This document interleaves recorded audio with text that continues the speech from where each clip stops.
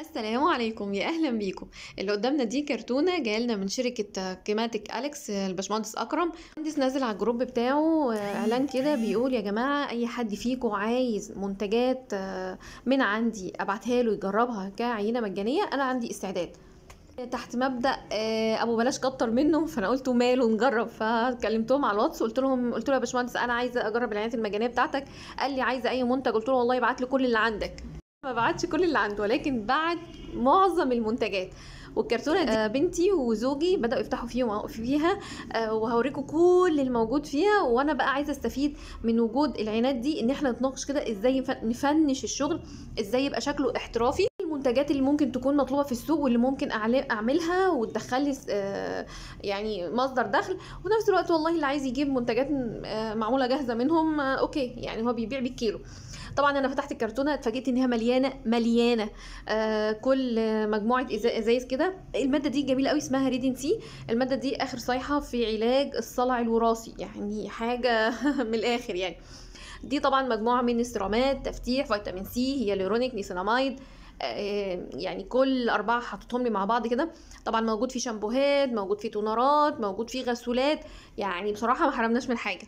العينات المجانية ده ما كانش ليا لوحدي، ده كان لأي حد يبعت له على الصفحة. حاجة جديدة جدا، محدش عملها خالص. ما شفتش أي شركة مستحضرات، شركة مواد خام بتعمل الحركة دي.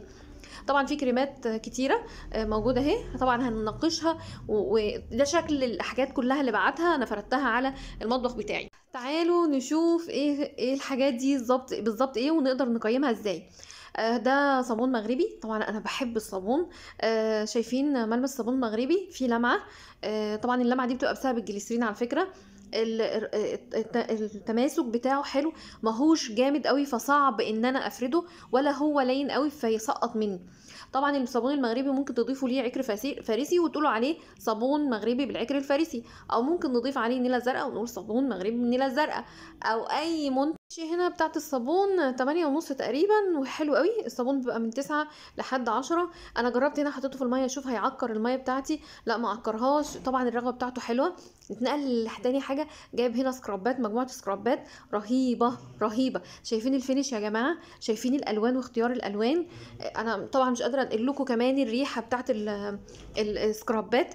انا كمان شفت سكراب جل، اللي هو ده لون احمر، ده سكراب شفايف جل. انا يعني دايما متعودين على السكرابات ان هي تكون كريمات لا، ده عامله كمان في جل، ودي فكره جديده على فكره.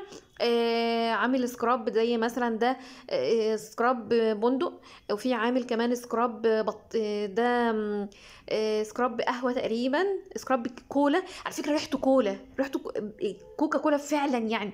وكولاجين بطيخ. انا عجبني ريحه البطيخ قوي. كل سكراب ليه الريحه اللي عليه. هو يعني قريب جدا من الشكل، قريب من يعني في تمازج بين الالوان والروائح. المفروض ان احنا لما نيجي نعمل منتج فعلا نفكر في الحاجات دي. السكرابات حلو. عايزاكم تلاحظوا معايا كده القوام وانا بدخل فيه السباتيولا. القوام لزوجته ممتازه. كمان سهل ان هو يتفرد، في مطه حلوه.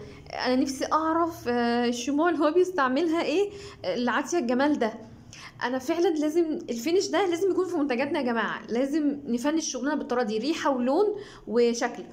هنا بقى كمان الزبد، عامل زبدة قهوة، زبدة ترميم للشعر، زبدة خوخ، زبدة مانجو. يعني ايه الجمال ده؟ شايفين هي لزجة ازاي ومرملة، مفيش فيها اي فصلان زيوت. لان انا قبل كده اشتريت زبدة من مكان ما يعني، كانت الزيت فاصل عن الزبدة نفسها. فدي حلو.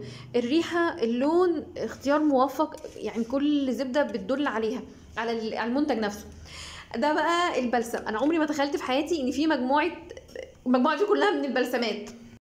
هل المفروض لما اجي اعمل منتج اعمله يعني بلسم وخلاص، ولا اعمل بلسم زي ما هو عامل كده ده بالشيا، وعامل بلسم بالثوم، وعامل بلسم الاحمر ده للشعر الكيرلي، يعني وبلسم ترميم، وبلسم للاطفال، وبلسم ليف ان، وبلسم بالكولاجين؟ هل الافضل، السؤال يعني دايما دار في دماغي ساعه ما شفت الموضوع ده، هل الافضل انا اعمل بلسم واحط فيه شيا وكولاجين وتوم و ولا ان انا اعمل كل حاجه منتج؟ الملمس بتاع البلسم حلو قوي، كريمي، مش متماسك ومش سايل ومش محبب. حلو. ده بلسم شعر كيرلي، على فكره البي اتش بتاعته انا قستها تقريبا عاملها 5.5، يعني تقريبا في الحدود دي من 6 ل5.5. تحفه روعه يعني. عامل جل تين شوكي، وجل البان دكر، وجل السبرولينا، حاجات يعني حلوة قوي ان انا كمان اعتبر قاعدة الجل واحط فيها الاضافات. الملمس بيبقى اسهل، الامتصاص بتاع الجل بيبقى احسن، سهل ان انا اظبطه. البي اتش بتاعت الحاجات دي تقريبا مظبطها على 6. هي المفروض يعني بس حلو، حلو قوي، حلو قوي قوي كمان. انا لو هعمل الحاجه زي دي هعملها. هنا بقى مجموعه بقى من الكريمات العلاجيه، كريمات الاكزيما، كريمات للهالات السوداء، كريم ستريتش مارك، كريم صن بلوك، على فكره الناس شكروا فيه قوي. كريم الندب والحفر، تفتيح اماكن حساسه. التحفه دي والروعه دي. هنا بقى انا جمعت لكم 3 حاجات من الكريمات.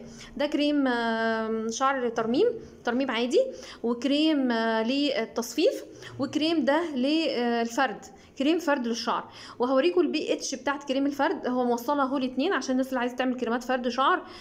دي ماسكات، ماسك كوانين، ماسك بنتونايت، ماسك تقريبا قهوة او بندق مش فاكرة، بس يعني تحفة.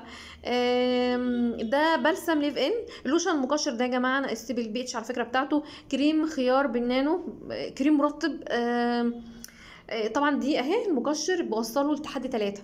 شايفين ده بقى الماسك؟ شايفين الماسك ده الماسك البيل اوف يعني. دي بقى مخمرية، انا بحاول اتصل بيه واسأله هو عامل ازاي المخمرية شفافة كده.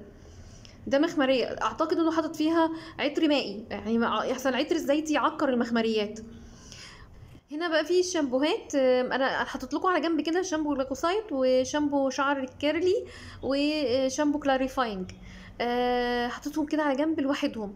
في بقى الشامبوهات التانية، عامل شامبو خالي من السلفيت، شامبو خالي من الصوديوم، شامبو في كريمي على فكرة كمان كريمي، وفي زيرو سلفيت، في بشجرة الشاي، مجموعة متنوعة من الشامبوهات. انا عموما اخترت ان 3 حاجات هنقارن بينهم من بعض، اللي هو الكلاريفاينج والكريمي والجلايكوسايد، علشان نشوف التنوع ايه او ايه الفرق بينهم لو احنا حبينا نعمل منتج زي ده، منتج يعني زي ده. ده كريمي، شايفين القوام بتاعه مايل الكريم، بس تحس ان هو لوشن شويه.